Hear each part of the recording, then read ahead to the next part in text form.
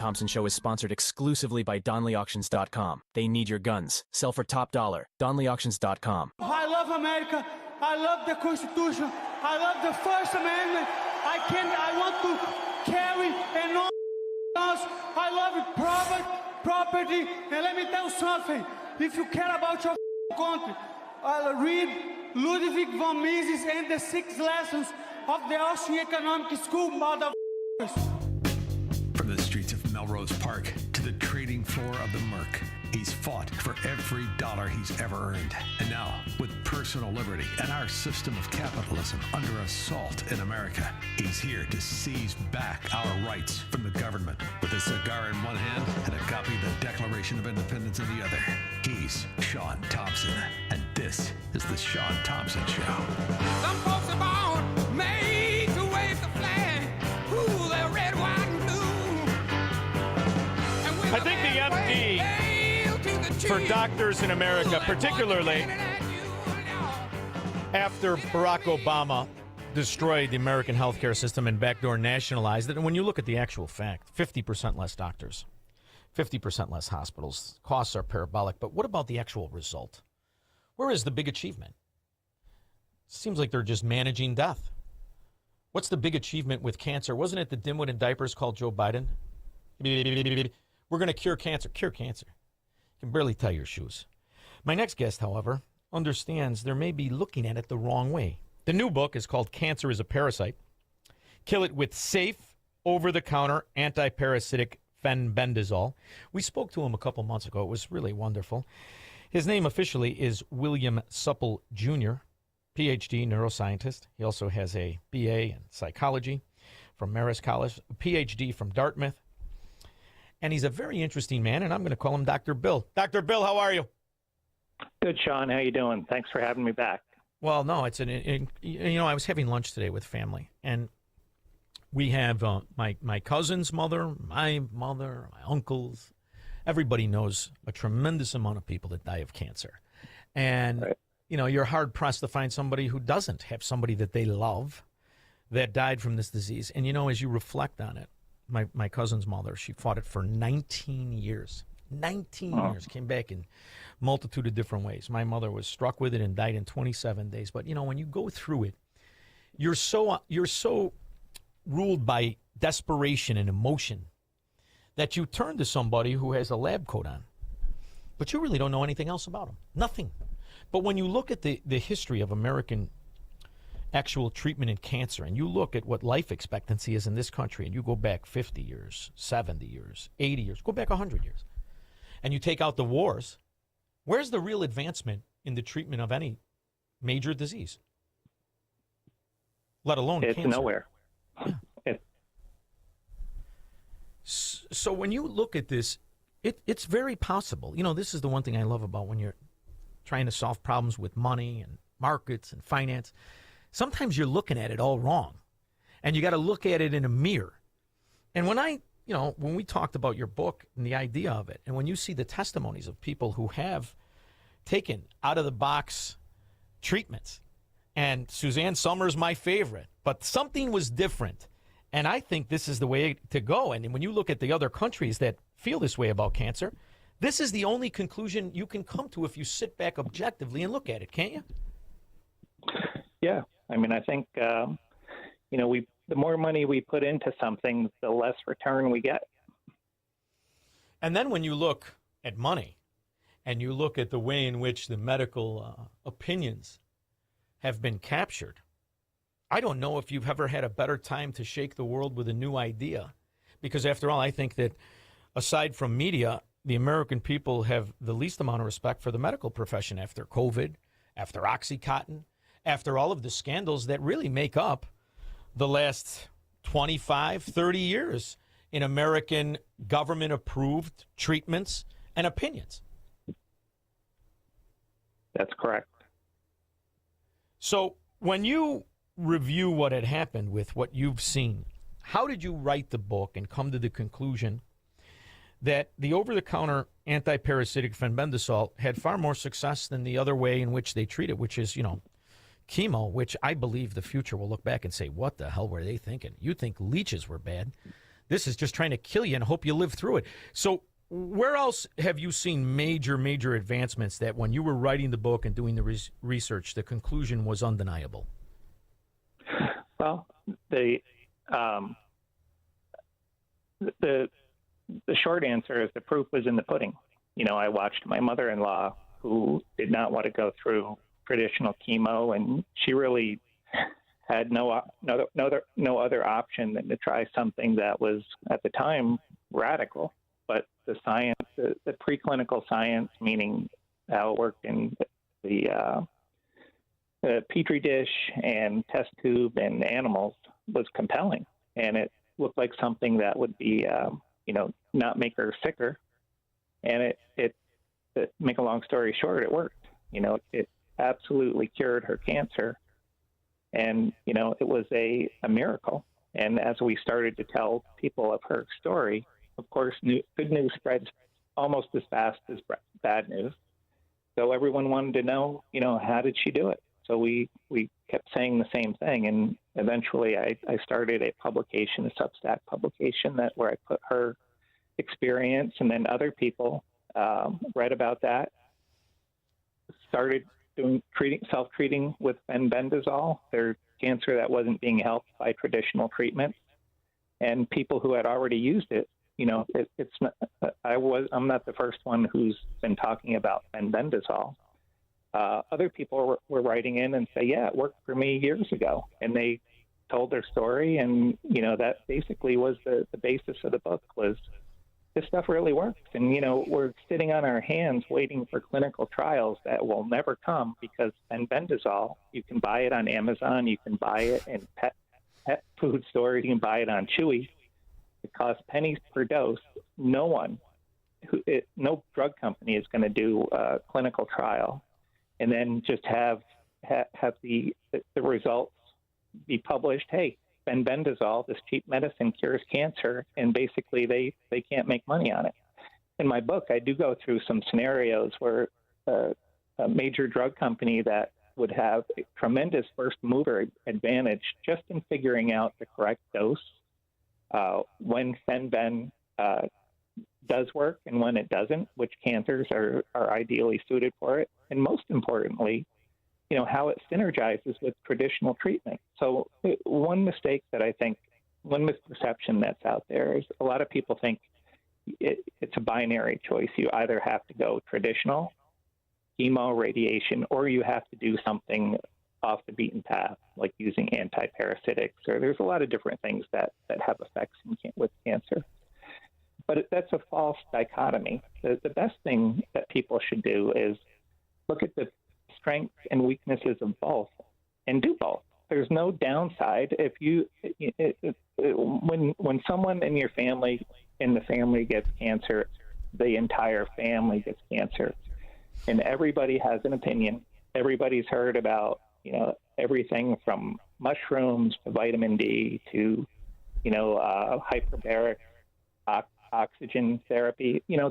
They all have some merit, but I settled on Fenbendazole because the mechanisms were exactly what you would want in a perfect cancer cure. It's specific. It only attacks cancer cells because they share the same structural vulnerability that parasites do. That's the main elephant in the room equality, is that an antiparasitic kills both the cancer cell and a parasite. So that's why I saw cancer as a parasite. And there's a bunch of other reasons as well. But it's specific, and it kills the cell using 11 different mechanisms. So it's lethal, and there's no side effects because of those two things. It only picks out the cancer cells among all the healthy cells, because cancer cells, like parasites, have a higher affinity, like 100 times greater affinity or sensitivity to Fenbendazole than healthy cells. So that's why it only kills the cancer cells. And that's why there's no side effects. It's the perfect cancer cure. And how much, it's funny because after we talked last time, I brought up India, I brought up all the countries that not in the American medical opinion that is coming from Washington, D.C., or coming from medical administrations, or coming from Big Pharma, which all is one and the same. And what's fascinating is to look at the countries with the highest rate of cancer. And it's funny to think about, America is the number 4th country with the highest rate of cancer. And you look at the countries with the lowest, these are the countries that have the least amount of medical intervention in their lives. And I'm wondering, is it because so many of these countries really do treat it differently than America does, and they treat it to what the conclusion you came to is as a parasite? And they only have access to these drugs because, after all, this is a drug that is generic. This is a drug that is cheap. This is a drug that is worldwide, correct? Yeah, I mean, your analysis is partially correct. So the countries around the world, there's 123 that are usually developing poorer countries. India is one of them, Mexico, various countries in South America, most of the African nations. Very different in genetics, culture, diet, and genetics. And they all have a very low cancer rate compared to the Western world. One thing that they all have in common is they all deworm the population using drugs like fenbendazole. And with fenbendazole's anti-cancer capability, it's not a surprise. Now, a place like Australia, they have almost 500 cases per 100,000 each year. And they obviously don't deworm their populations. I bring up Australia because they just banned my book, so they're stopping it at the border. Wait a minute. That's the number 1 country, by the way. That is the number 1. I looked it up when you were talking. That is the number 1 country, and you're telling me that the number 1 country that has this problem, they banned your book. Right. So in late 2024, they passed a law that reclassified fenbendazole as a scheduled substance. So you need a prescription to get it. It's a veterinary drug. Yes. And what they're doing at the border, according to people who haven't been getting their books from Amazon AU.AU, is apparently they're being stopped at the border. So what I tried to do is order my book on Amazon and have it sent to the Sydney Opera House. I got a message that said, you can't do that. Let's airdrop it. It's amazing what the Australians have been through the last 6 years. It's amazing what they've been through. It's a clown show, so it's unbelievable. It's almost as bad as Canada. Yes, it really is. And, when you look at it, I knew you were going to be attacked. There was going to be information that would, counter what your message is. And it's a fascinating reality to witness this. And the first time I saw it was with Milton Friedman, being a financial kid. I was a kid watching on Free to Choose. And back then it was cholesterol, and high blood pressure medication, and his argument of you're not looking in all the places, you're just taking the narrative. And I'm wondering, are you experiencing any pushback in America? Are you experiencing right now being attacked on any level? Well, I think I mentioned last time that 3 of our case reports from the Fenbendazole Can Cure Cancer Substack were written up and published in a peer-reviewed cancer journal called Clinical Case Reports in Oncology. Well, that just got retracted. And the reason it was retracted was not because of the legitimacy or the accuracy of the science, but because one of the authors, Dr. William Makis, didn't disclose that he treats patients, that he cures patients, terminal cancer patients, with fenbendazole. So in their infinite wisdom, the editors decided that that was enough of a basis to retract the article. So basically all they did was just make it more famous. So yes, thank you for helping me. It's fascinating when you think about, you also spent a lot of time, and that's where your BA is in psychology, right? Right.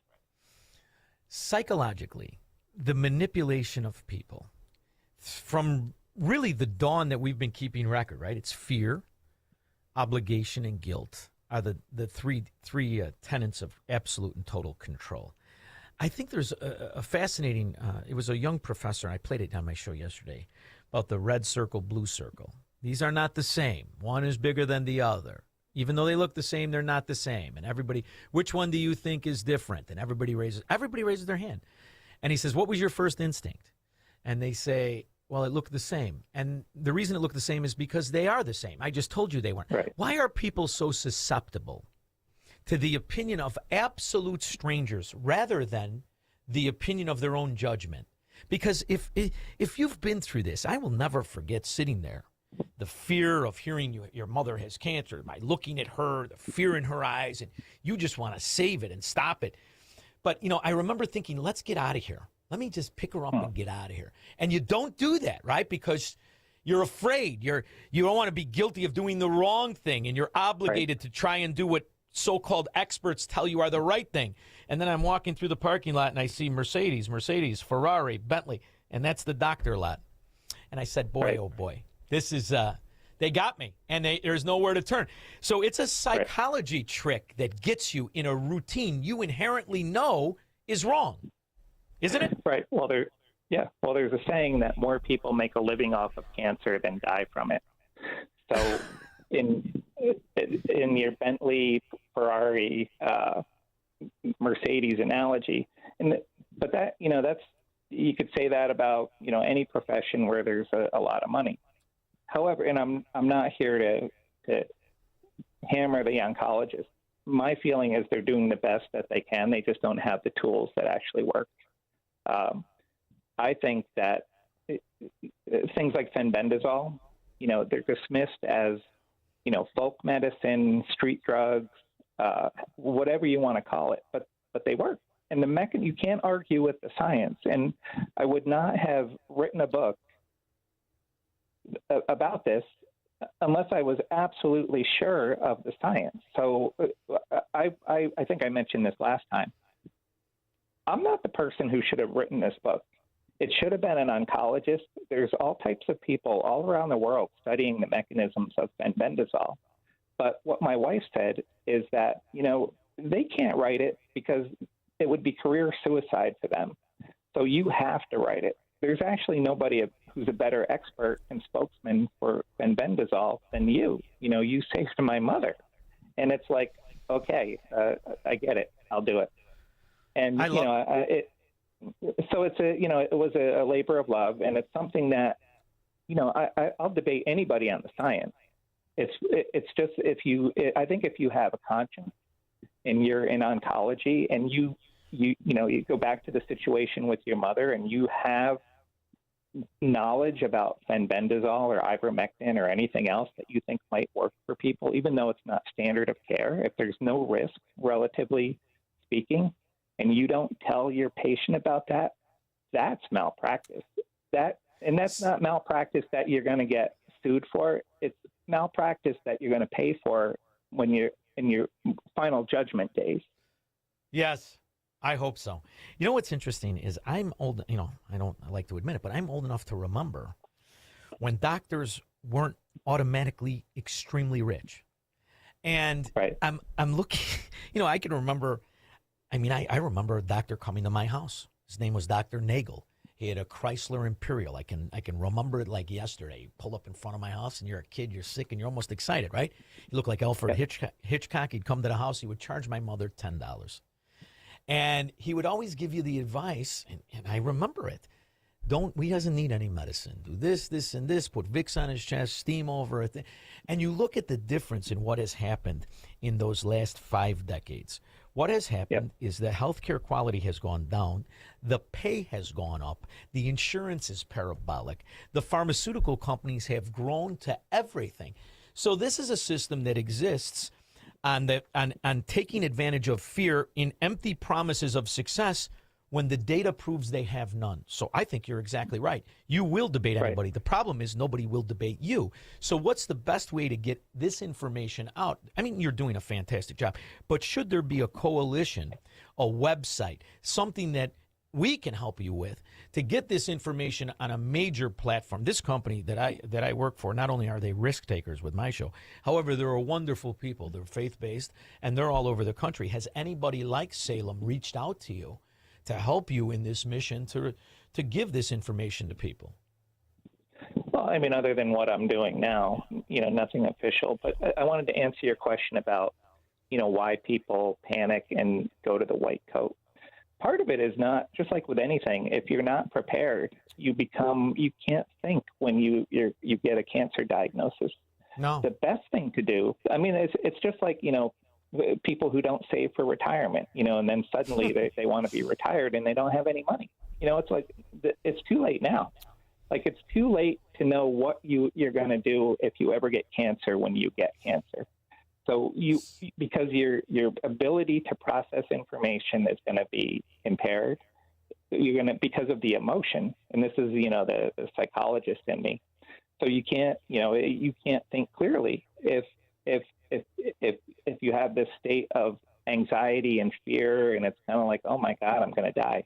Well, no, you need to prepare now. You need to look at, you need to go through the mental scenario that if a loved one gets cancer, I want to look at whether fenbendazole, ivermectin makes sense for them, so that when that bad news comes, I'm going to know what I'm going to do. It's just like having a fire extinguisher. It's something that is the best defense against becoming paralyzed and victimized is information. So, and I'm not saying that you have to read my book. You can look online. My book summarizes everything in a very simple manner, so that when you close the book, you say, hey, cancer is something that I can beat, and I don't need to be afraid of it. And that peace of mind, my wife and I have talked about this repeatedly. It's unbelievable. It's kind of like knowing what heaven is like. It's like you can cross that off your list. You don't need to be afraid of cancer. And it doesn't mean that it's going to work for everybody. Right. But there are all types of alternative treatments that are out there that work. And, unfortunately, a lot of the standard of care treatments are knockoffs of the folk treatments. Like last time I talked about how fenbendazole, the mechanism, the microtubule disruption, was discovered in 1975. And then in the 1980s, Big Pharma hijacked that and made knockoffs that they're still selling today. So let me ask you a question, because last time you were on, I ordered it on Amazon, and it came to my house. And I had my relative was making fun of me because I said, well, I don't know how much to take because, as you said, it's fat. And it tells you the weights, And I said, well, last night I ate like a pig, and it had the dose for a pig there. Now I go about $1.85, maybe 187 after a big meal. I took the pig amount. Nothing bad happened at all. And I have to tell you, I mean, aside from spending a lot of time reading, it was wonderful experience. But how often do you take it as a prophylactic, as it would be? What would you recommend? And what is if you're looking at the scale of dosage, you're probably better off going with a goat than a pig, unless of course you're built like a lot of Democrats in Chicago. But how it can't hurt you. And how often should you do it? Like India, I figured I'd go with the India once in the winter, once in the fall. Yeah, I mean, I get that question a lot, and I think it's kind of it's another question that is more theoretical than practical. So on the one hand, if you feel that you have a substance that can save you from cancer, that can knock it out should you get it, going about preventing it doesn't really make much sense. One thing that I would be concerned about using it as a preventative is whether there could be any tolerance developed. Immunity, you develop immunity to it. Yeah, and this is where the parasitology literature can inform us. So in some instances, you can develop an intolerance to the anti-parasitic drug. But again, there's no evidence that happens with cancer. But again, we don't. We know the tip of the iceberg. The submerged part of the iceberg is waiting for discovery. The book is called "Cancer is a Parasite: Kill It with Safe, Over-the-Counter Anti-Parasitic Fenbendazole." He is William F. Supple, Doctor, Jr. I got to ask you, where can I go to keep an eye on the Substack and you and see if you, in fact, are going to do what we all hope you do and become a very popular person? Well, the Substack is fenbendazole.substack.com. And, that's where I have all the case reports and other information. And if you have questions, that's the place to ask them. And, the main thing is when you're self-treating with cancer, you're self-treating. So you make all the decisions. You decide what you do. And as far as dosing and everything, what I encourage people to do is monkey see, monkey do. If you have prostate cancer, look at the prostate cancer cases. See what they did. Try to match their symptoms in their situation to your situation. Your mileage may vary, but it's just do what they do. Yeah, I got rough miles on me, Doc. Thank you for always making time for me. It means the world to me. I really do appreciate the information, the knowledge, and your willingness to share it. Thank you, Doctor. Thanks, Shaun. Thank you. We'll be back with your calls and comments. Call Shaun now. 312-642-5600.